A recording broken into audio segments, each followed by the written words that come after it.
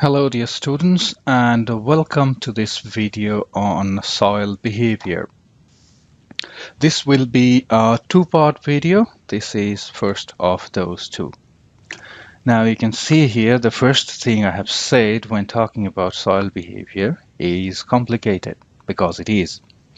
A behavior of a soil is controlled by many factors, and among them probably two of the most important ones are soil particle size, their distribution, and affinity towards water, in other words plasticity, which we have learned in previous two topics, at least to some extent.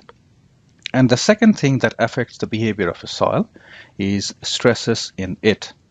Now you can see in this picture, on the leftmost picture in here, that's gravel and that's sand, and then we have many other different sizes of particle. If you compare the particle to a sand, that clay particle to a sand, you can see it's very, very small.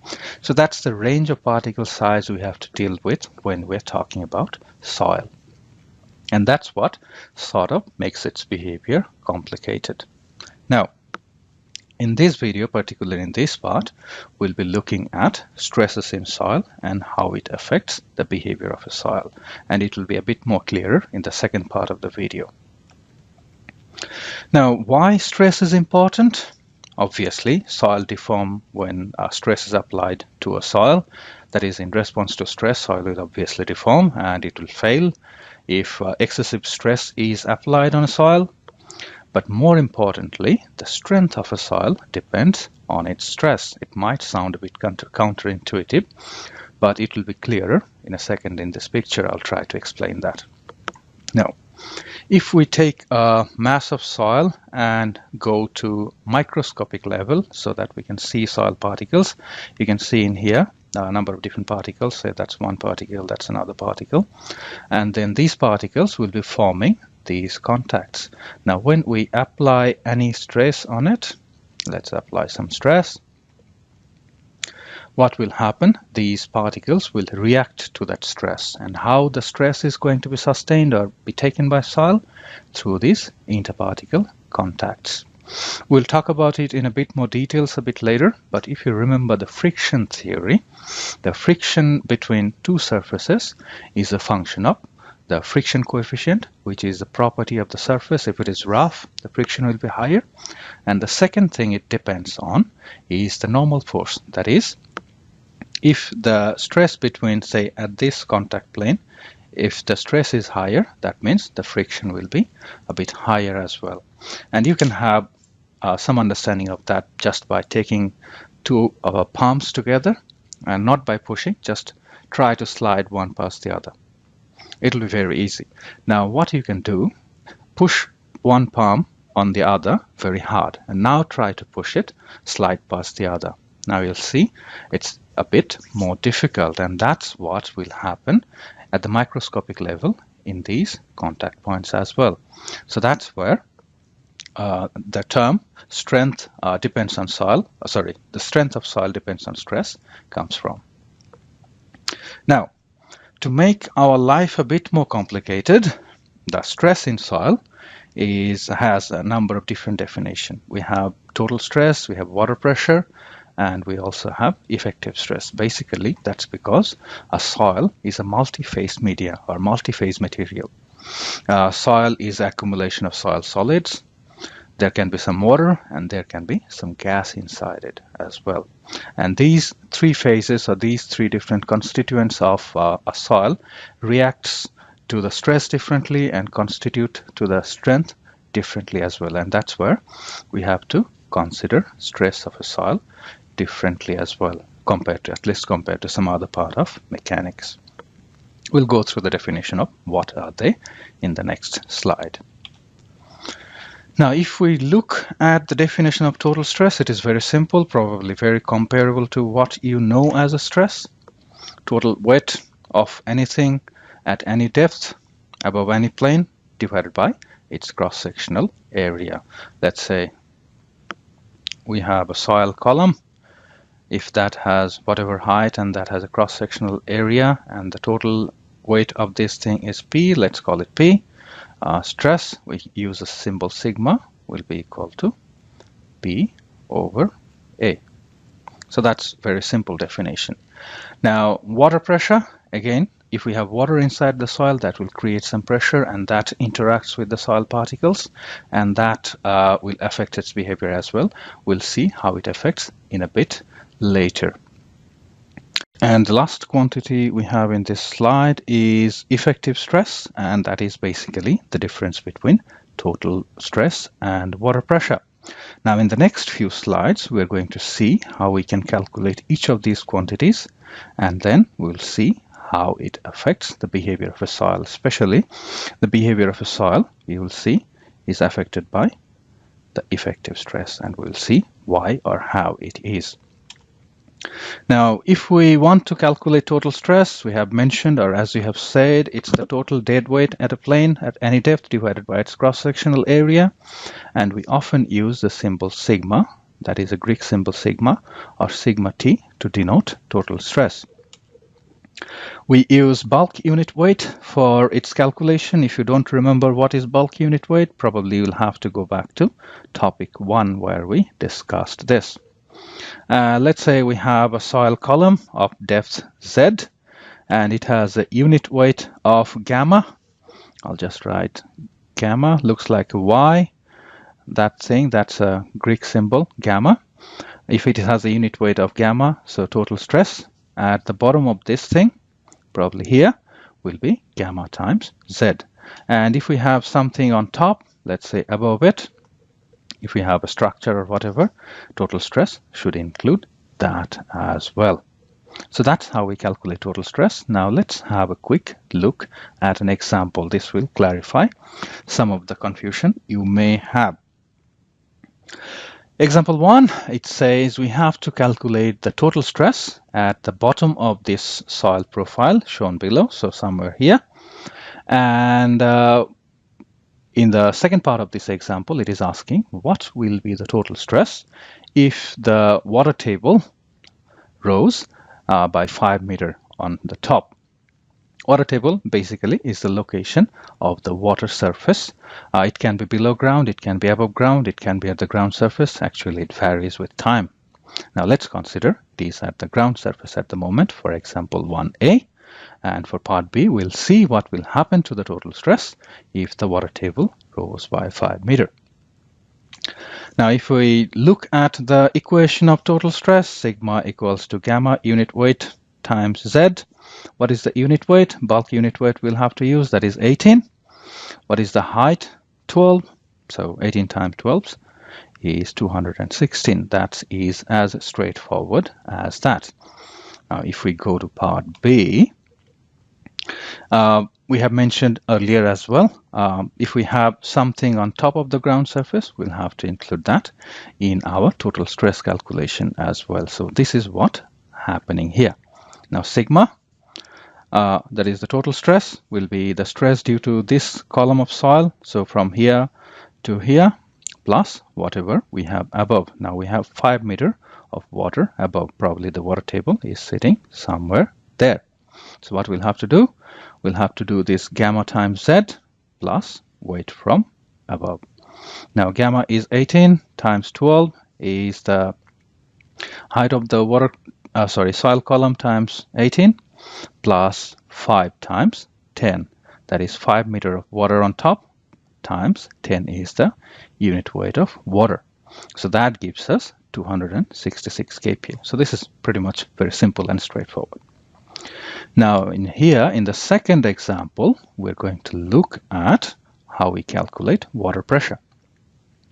If we have water column, quite similar to how we calculated total stress, if we know the height of the water column, and if we know where we are calculating the water pressure, let's say we're calculating the water pressure at this point, and height, distance from this point to the location of the water table, that is free water surface, is HW. Our water pressure, we usually use the symbol U for water pressure, will be gamma W, that is unit weight of water, times height of the water column. That's how we say it. Example, very quickly, example 2A and 2B. In 2A, we're trying to calculate what is the water pressure at the bottom of this soil column that is at the bottom of it, 12 meter from the top surface. And what will happen to the water pressure if the water table rose by 5 meter? Now for part A, it is very straightforward. Unit weight of water times height of water column, 10 times 12 gives us 120 kPa. If we go to part B, only thing that will change here is now the height of the water column has changed. It was 12 meter before. From this point to the top of the water table is 12 meter. Now the water table is probably sitting somewhere there, and this distance is an additional 5 meter. So that's where this 5 comes in and gives us 170 kPa. So all these are very straightforward. Now things will become a bit more complicated when we start talking about effective stress. Now what is effective stress? First of all, we have mentioned effective stress is the difference between total stress and water pressure, but what does that exactly mean? Now again, if we go back inside a soil microscopic element, we are looking at the soil with a microscope, 1000-time magnification. What we will see, these solidy or shady part, these are soil particles, and the voids are filled with water. Now if we apply some stress, let's say apply total stress of sigma on top of this microscopic soil element, what will happen? Part of the stress will be taken by water and the other part taken by the soil particles. Now the part of the stress that is taken by water, we call it water pressure, obviously. Total stress, we already know what is total stress. Now the part of the stress that is taken by soil skeleton or particle to particle contact, say at these contacts, we call it effective stress. So that is the equation for effective stress. Total stress equals to effective stress plus water pressure.